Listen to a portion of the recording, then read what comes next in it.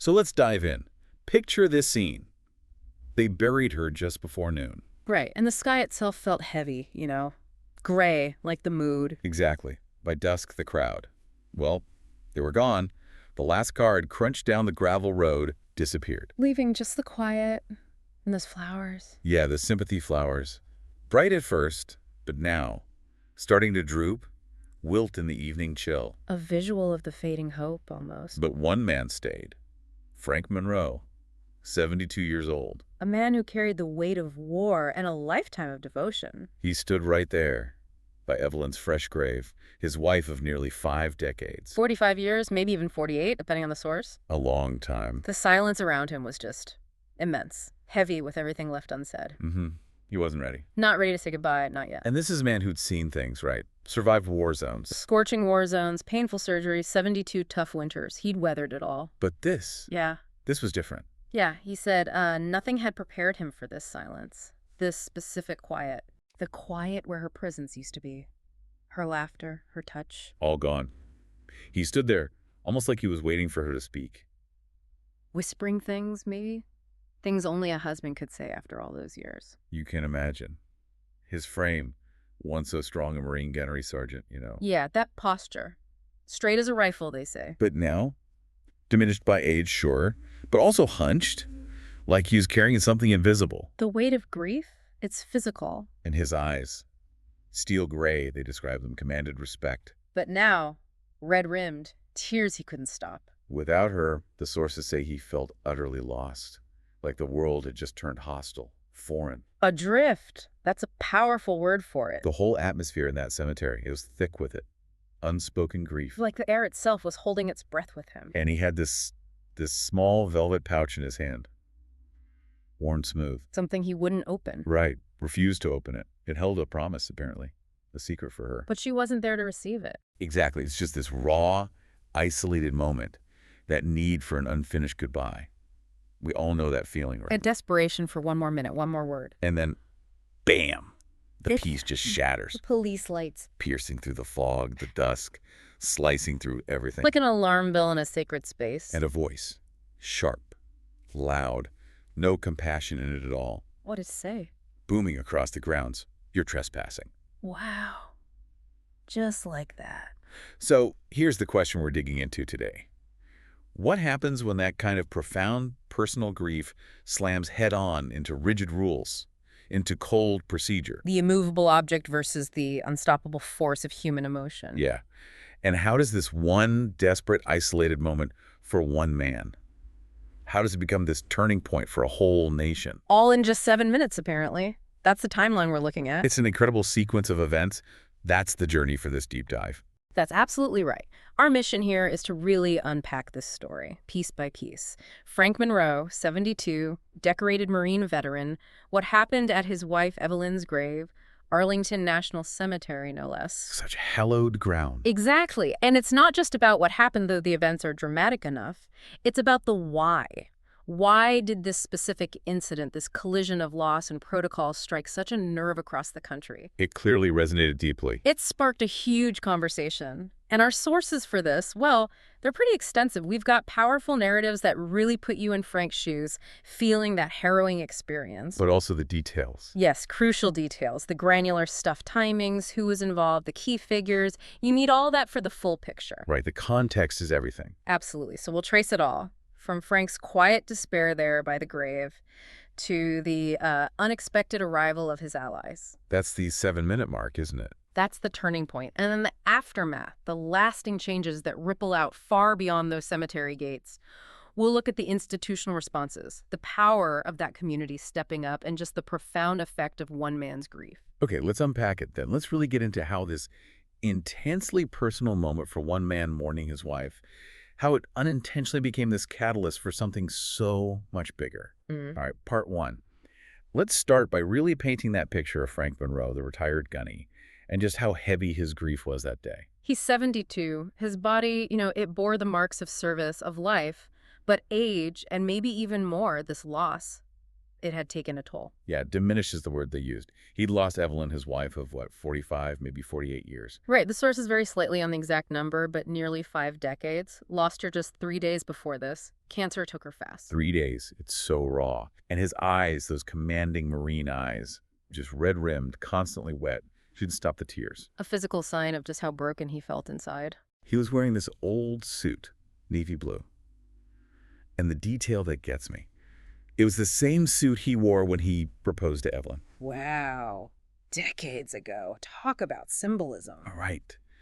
But now it didn't fit right. Too tight around the neck, like it was choking him. Mirroring that lump in his throat, maybe? And loose around the waist. He'd lost weight, clearly. It hadn't really fit for years, but the history held in that fabric. It meant something more than just clothes. Yeah. And pinned to the lapel, almost hidden, was a faded service medal. A quiet reminder of his service, his sacrifices. And his posture, that marine spine, once so straight, now slightly hunched. You could almost see the weight on his shoulders. That crushing burden of loss, it physically weighs you down. He was just standing there, alone, next to the fresh grave. The earth still soft, dark. His hands trembling a bit. Yeah, trembling as he put this single red rose on the dirt, stark against the other wilting flowers. It's just an immense loss, isn't it? Almost impossible to measure. Evelyn wasn't just his wife. No, she was his anchor for nearly 50 years. The one who waited for him through deployments. 3 combat deployments.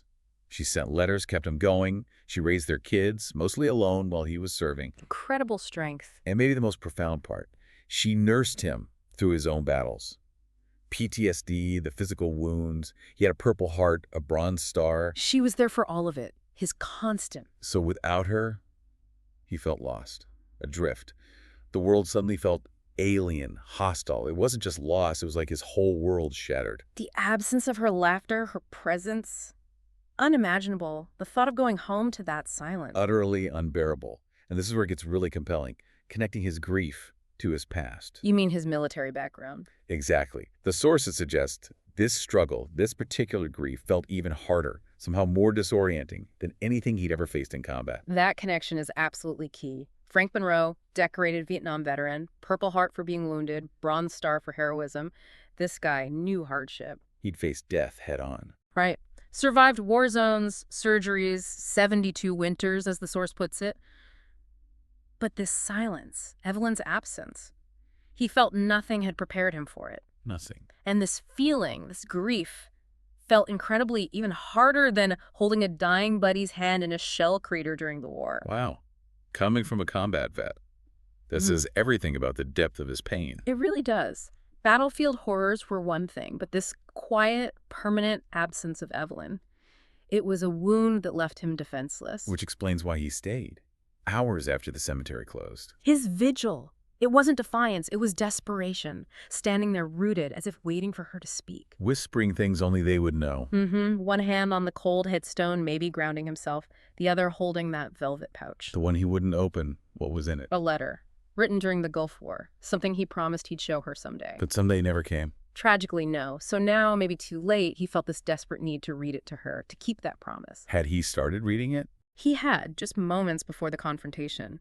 Unfolded the old paper, shaking hands, voice cracking as he read the first line.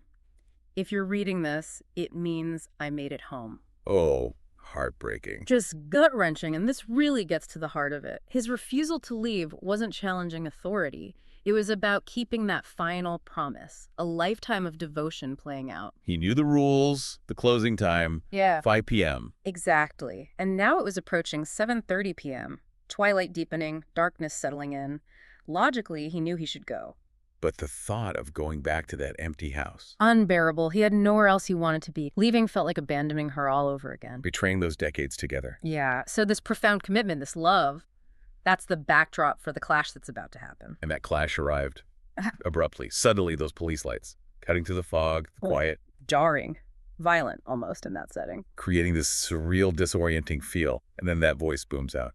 You're trespassing. No preamble, just the accusation. Frank's reaction inside, though, immediate. This wasn't trespassing to him. This was sacred ground, deeper than any rule. An understanding beyond regulations. And there's this poignant detail, right? The groundskeeper earlier Yes, he'd seen Frank. saw him, slowed his cart, just gave a quiet nod, like an unspoken understanding. Some things don't need words. A stark contrast to what was coming, human connection versus rigid protocol. Exactly. The iron gates had already clanged shut around 6 p.m. Mm. The lanterns were on, casting shadows. But Frank stayed. Just needed one more moment. One last goodbye. Then the officer emerges. Young guy, late 20s maybe. Tall, squared shoulders, moving with urgency, hand near his belt. Officer Derek Bradley, 28. Only been patrolling Arlington for 6 months. Still pretty new. And his approach, described as rigid. Rigid and uncompromising. Saw rules as absolute. Black and white, no gray areas, no room for circumstance. So when he sees Frank kneeling by a grave after hours... His instinct is just remove the trespasser, follow procedure, quickly, efficiently. Procedure over personhood. And the stage is set. Raw human grief versus unfeeling bureaucracy. A collision course. Exactly. Officer Bradley's first words set the tone immediately. Sir, the cemetery's closed. You're trespassing. Very firm, procedural. And Frank's reply. Quiet, wasn't it? Barely a whisper. I was just leaving. But his voice carried. Well, the source says the weight of everything he hadn't finished saying. All those unsaid words. There was this tiny pause then, a moment where maybe, just maybe, the officer could have heard the grief. A chance for empathy. But it didn't happen. No. Procedure kicked in. He just repeated the demand, sharper this time. I need you to step away from the grave and come with me. Frank didn't move towards him, though, right? He was still focused on Evelyn's grave. His eyes were fixed on her name, blurring through tears. He just pleaded, almost unheard, can I have one more minute? 1 minute. Such a small ask in the face of such loss. But Bradley refused, immediately. Sir, this is city property. You've already stayed past hours. Almost like reading from a script. The rigidity is just astounding. Glaringly evident. Frank takes this slow, shuddering breath. He doesn't step away from the grave, but he shifts slightly. Maybe old instincts kicking in, following commands. And he reaches for his ID. Yeah, trembling hands pull it out. His voice is surprisingly steady now, though. Just states the facts, but with so much underlying emotion. She was my wife for 45 years. I just needed to finish saying goodbye. Did the officer even react to that? He looked at the ID, scanned the info, looked back at Frank's tear-stained face, and this is highlighted as a critical moment. A turning point. Potentially. There was a moment, maybe 2 seconds, when something could have shifted, a flicker of human understanding, but it didn't. Oh, that's brutal. Instead, the officer just dismisses the plea, mutters into his radio, flat, detached. Possible vagrant still on site, refuses to leave. Vagrant. He just saw the man's ID. He knew who he was. It's baffling. A deep, weary disbelief started rising in Frank then. Not anger, just disbelief. It really makes you question the lack of discretion, doesn't it? Misinterpreting profound grief as simple defiance. A critical misjudgment. And it sent the whole situation spiraling downward, from sorrow to supposed non-compliance. And spiral it did, escalating with shocking speed. Bradley gets agitated now. Yeah, voice tightens. Sir, stand up now. You're resisting a lawful order. But Frank's response is still calm. Calm, dignified. I'm not resisting, I'm remembering. Just devastatingly simple. But the officer doesn't hear it, or doesn't care. Seems unable or unwilling to comprehend. He reaches for Frank's wrist. Swiftly, the cuffs come out. Metal glinting in the fading light. Frank's breath catches. He looks back at Evelyn's grave. Her name, the dates, the wilting flowers. As the cuff goes on, something changes in Frank. Yeah, the source says something inside him gave way, not like a break, more like a silence deepening. A surrender to utter despair. He stopped fighting it. Didn't speak, didn't struggle, just allowed it. Body limp with resignation, his mind drifts, but not to combat. Where? To desert nights. Yeah. Smell of burning oil, boots on sand. But this right here, this felt colder, meaner, less human than any battlefield. Colder than war. It's chilling. The officer then tries to guide him to the car, pulls gently. Frank stumbles. His legs are weak from grief, exhaustion, age. Just buckling under the weight of it all. But Bradley tragically misreads the stumble. Grip tightens. Barks, stay still, sir. Don't make this harder. Frank must have been bewildered. He wasn't a threat. He was just tired, broken. Tired in a way no one else could understand, and then the unthinkable happens. Something that would haunt Bradley forever. He didn't immediately stand up. Presumably from weakness, collapse, not defiance. And Bradley, without warning, Deployed the taser. 50,000 volts. through a 72-year-old grieving veteran. Oh, my God. The shock rips through him. He collapses onto Evelyn's grave, his body convulsing, his dress uniform soiled with the fresh earth covering her casket. He's horrified. And Bradley, seemingly just following protocol, even then, radios calmly. Suspect is down and secured, requesting transport for arrest processing. Unbelievable, just processing the arrest. But even in that darkest moment, something else was already starting. The next phase was about to begin. 7 minutes later. That's the key time frame. The taser's aftermath is still hanging in the air, and then a sound. From the gate. Yeah, distinct, rhythmic. Shoes hitting pavement, several pairs. Slow, deliberate, intentional. Like marching. Exactly. The officer turns, confused. Frank's still on the ground, doesn't look up right away, but something in him knows this isn't over. He recognized the sound. Instantly. Years of marching formations, leading drills. He knew that rhythm. Polished soles against pavement, a silence between each step that said more than words ever could. Discipline, unity, purpose. Unmistakable. The officer senses it too. Loosens his grip on Frank's cuffs slightly, looks over his shoulder. And sees them. 6 figures. Emerging from the dusk. Dressed blue uniforms. Medals shining faintly. Wow. They weren't rushing. Didn't need to. Their presence alone just quieted everything, made the air heavier. An undeniable authority. So the big question, how did they know? Who were they? This is where Frank's network kicks in, right? It's incredible how fast it happened. One of the first was Staff Sergeant Marcus Williams. He was nearby, visiting his own father's grave. And he heard the commotion. Heard the voices, Frank's cries, the distinct crackle of the taser, and crucially, he recognized Frank's voice. They knew each other well. Intimately. Williams served under Frank in Afghanistan. Frank had saved his life in an ambush near Kandahar, pulled him from a burning Humvee. Wow.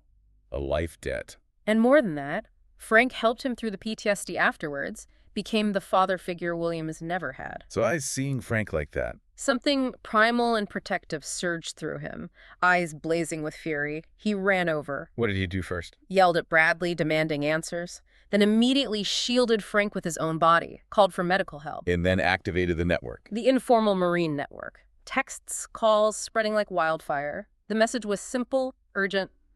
Gunny Frank Monroe needs us. Arlington National Cemetery now. And the response? Instantaneous. Overwhelming. Marines from Quantico, the Pentagon, D.C. bases converging. Off-duty, retired, active duty, whoever could get there. Specific names mentioned. Sergeant Major Patricia Rodriguez served with Frank in Iraq. She was among the first. Colonel James Harrison, his old CO, now at the Pentagon, he arrived too. This wasn't random. This was personal. Deeply personal. Lives shaped by Frank Monroe. It's that unwritten code of brotherhood, right? Yeah. Transcending rank, time. Not duty to the uniform, but loyalty to the man. Exactly. Loyalty to a brother in need. And the power dynamic in that cemetery, it was about to flip completely. And leading many of these arriving Marines was Tommy Rodriguez, younger guy.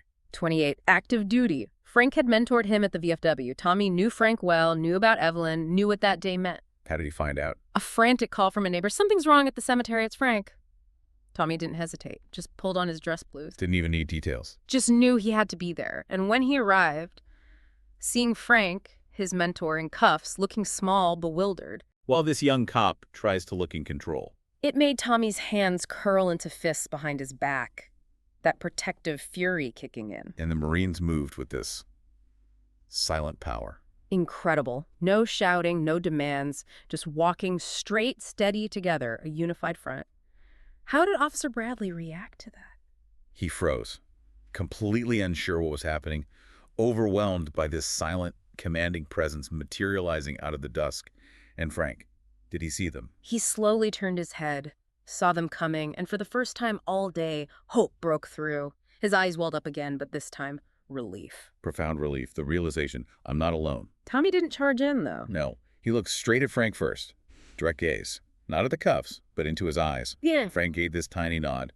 That was enough. What did Tommy say to the officer? Step forward slowly. Calm authority. Low, controlled voice. What exactly is the charge here, officer? Putting him on the spot. Bradley blinked, caught off guard. Stammered something about trespassing, refusing to leave. And Tommy pushed back. Slow, measured. Escalating authority. This man buried his wife today. Did he attack anyone, damage anything, threaten anyone? Making the officer state the obvious lack of threat. Bradley hesitated. Nos. Then why is he in handcuffs? That question just hung there, a silent condemnation. Behind Tommy, the other Marines stood at attention. A silent jury. And a crowd was gathering. Yeah, at the gates. Neighbors, veterans, passers-by drawn by the lights. Someone was on the phone, another filming. Documenting the whole thing. The tension shifted, became electric. Authority wasn't just a badge anymore. It was the posture, the collective will of those Marines. It was becoming bigger than just a local police issue, much bigger. The immediate crisis resolved itself with that quiet yet undeniable assertion of authority. Bradley tried to justify himself, flustered, saying Frank refused to leave. He sat down. But Tommy wasn't having it. No. Calmly, almost chillingly, dismantled the excuse. He sat down, Tommy repeated, voice low, because he couldn't stand anymore. He's 72 years old, he lost his wife today, and you tasered him. Just stating the brutal facts, left hanging in the air. And the proof was right there. The taser marks on Frank's wrist. Red, tight, cruel, undeniable evidence of excessive force. What did Tommy do next? Step closer to Frank, decisively unlocked the cuffs. That sharp click echoed. Did the officer try to stop him? He flinched, made a move like he might object, but the source says one look from the Marine shut him down. Wow. That silent command again. Tommy's voice, still low but firm, a clear command. You've done enough, officer. We'll take it from here. And Frank, he must have been weak. Swaying, still shaky from the shock. Instantly, 2 Marines were there, one on each side, holding his arms. Supporting him, not restraining him. Exactly, protecting him, a human shield. And then, almost unbelievably, the cemetery director shows up. Rushing in. Panting, clutching a clipboard. Announces loud enough for everyone, including the arriving media. Mr. Monroe has written permission. He was allowed to stay past closing today. It's right here in the funeral file. You cannot make this stuff up. Bureaucratic error piled on top of everything else. Total silence then. The officer's face just drained. The full weight of his monumental mistake crashing down on him. It really hammers home that point, doesn't it? It's more than just a mistake. It's about compassion being ignored and the impact when someone steps up to defend dignity. Absolutely. And with the threat gone, the truth out, Frank could finally truly finish his goodbye. Tommy turned his attention back to Frank immediately. Right away, knelt down, uniform rustling, gentle but firm voice. Sir, would you like to continue your goodbye? Frank. He nodded.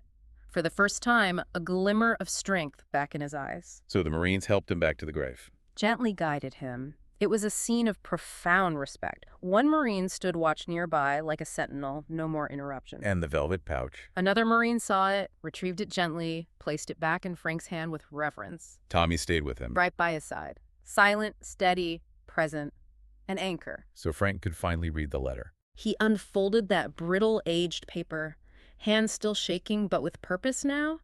Read it aloud again, voice cracking, not to the wind, but to her. Pouring out all those words. Love, longing, regret, keeping that decades-old promise. And the other Marines? Stood firm, silent guard, like grief itself was the enemy they were holding back. What about the crowd? Still growing, but not for spectacle. It was like they were there to witness, to honor a shared humanity, veterans, neighbors, strangers, families, bearing witness. One guy held a small flag, another brought white roses. No one shouted, no one interrupted, just quiet respect. And Officer Bradley Stood off to the side, ashen face, couldn't meet anyone's eye. Radio crackling ignored, hands shaking, the gravity hitting him.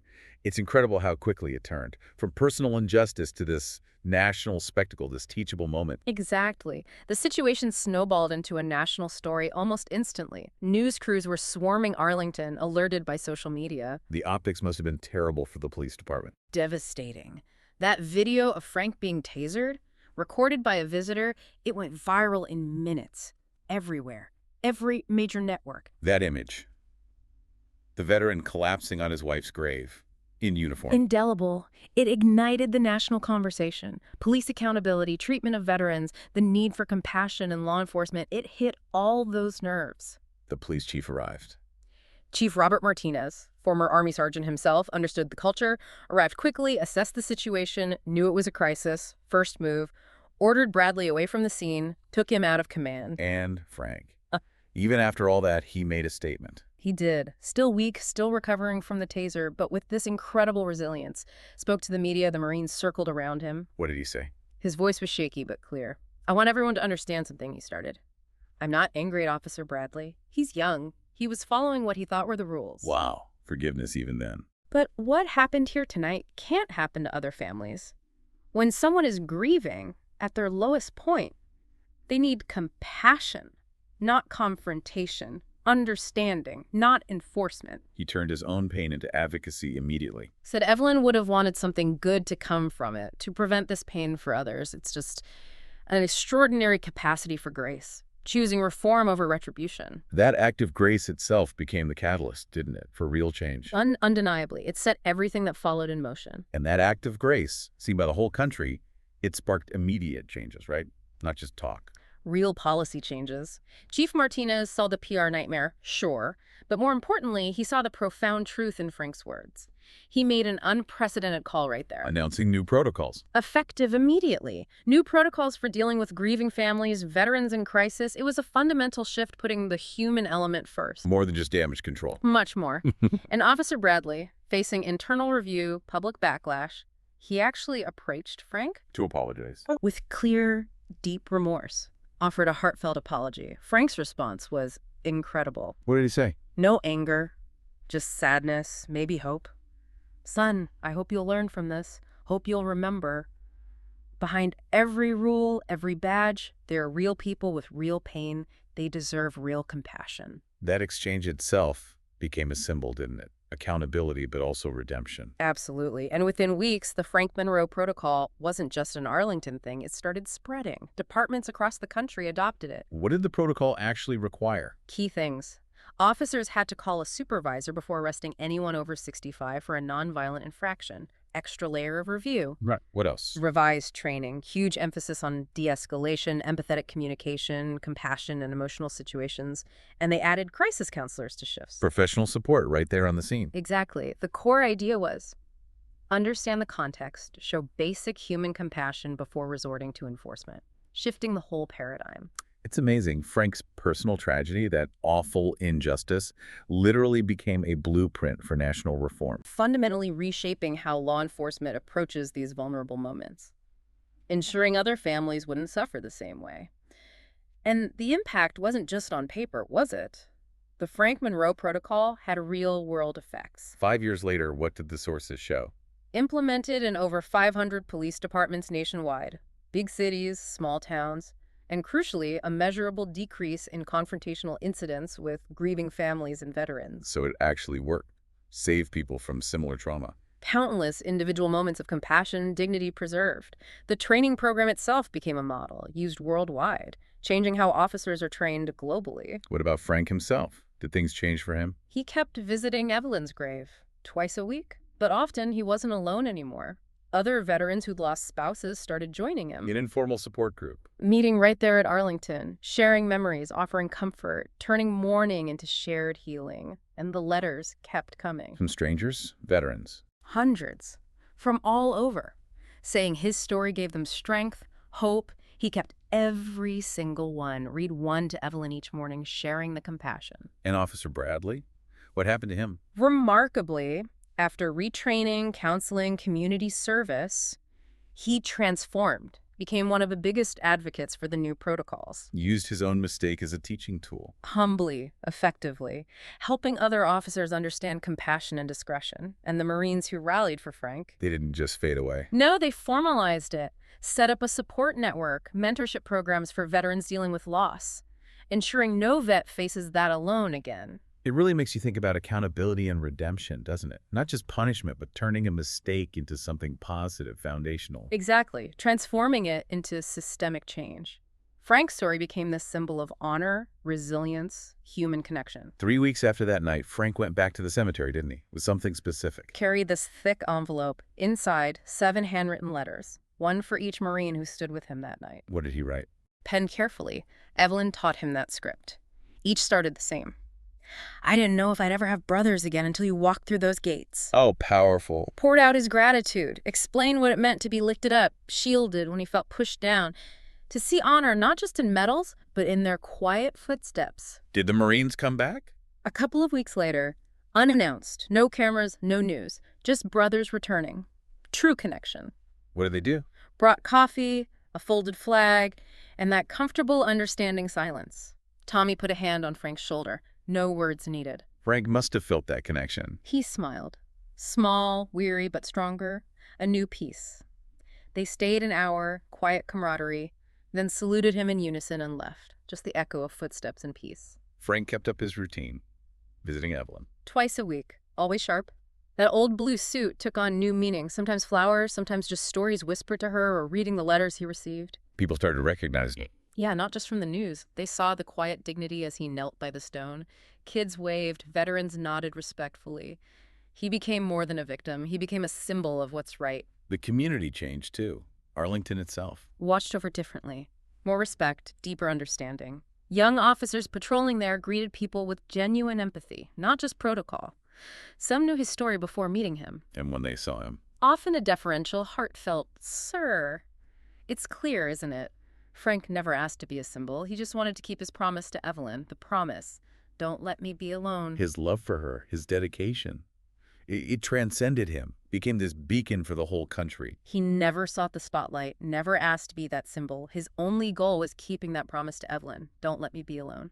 That was it. She just kept showing up. Day after day, week after week, because love, like service, it's not just declared, it's lived. Through pain, silence, misunderstanding, storms. When others forget, when systems fail. It's the quiet ones who remember. The ones who stay after the gates lock. He didn't need a parade or revenge. Just wanted to finish that goodbye. The kind you can't rush or script. The kind that demands everything but gives something back. Something real. And Evelyn's grave itself became something more. A landmark, not just for her name, but for what happened there, who knelt there, who stood guard, because the world saw what honor really looks like. Wrapped in that blue suit, a trembling hand, an unyielding heart. Frank knew his time was limited, his steps getting shorter. But each step still mattered. Each visit was a declaration. I'm still here, she still matters. That was everything to him. The oath nothing could revoke. And one morning, feeling maybe his own end wasn't far off, he left something else. A small, folded letter under a stone by her grave. Who was it addressed to? Not the Marines, not the police. To whoever might kneel there next. Whoever felt lost, forgotten. It just said, if you ever feel forgotten, stand anyway. You're never truly alone. Simple. Profound. He placed it under the stone. Turned. Walked away with quiet strength. No fanfare. But maybe, just maybe, he heard her voice on the breeze. You made it home, Frank. I'm proud. And for the first time in a long time, he smiled without crying. The source sums it up perfectly. Service ends, honor does not. Wow. It just shows, doesn't it, how one deeply personal moment of grief met with injustice can ignite this huge movement for compassion. Redefine dignity, service, not just in the military, but for all of us. #outro. Frank Monroe's story. It's just an extraordinary journey, isn't it? From that solitary grief to becoming this national catalyst for change. A really powerful testament. And it's such a poignant reminder. Sometimes the biggest acts of courage aren't on some distant battlefield. They're right here, Yeah. in a quiet cemetery, standing for what's right when the world tries to push you down. The quiet man in the old suit. His heartbroken mourning sparking a national conversation and getting justice delivered not by badges, but by those Marines arriving in their dress blues. That image is unforgettable. It really is. And this whole deep dive, it really leaves us with a crucial question, I think, for all of us. In a world that's often quick to judge, quick to enforce rigid rules, how do we cultivate more compassion, more understanding of context? Especially for people in their most vulnerable moments. Exactly. What dignity do we truly afford others when they need it most?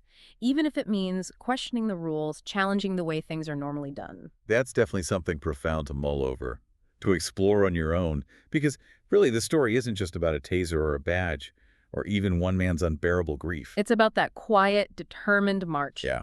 And the way 7 Marines reminded an entire nation what dignity and brotherhood still look like. A powerful lesson. Thank you for joining us on this deep dive.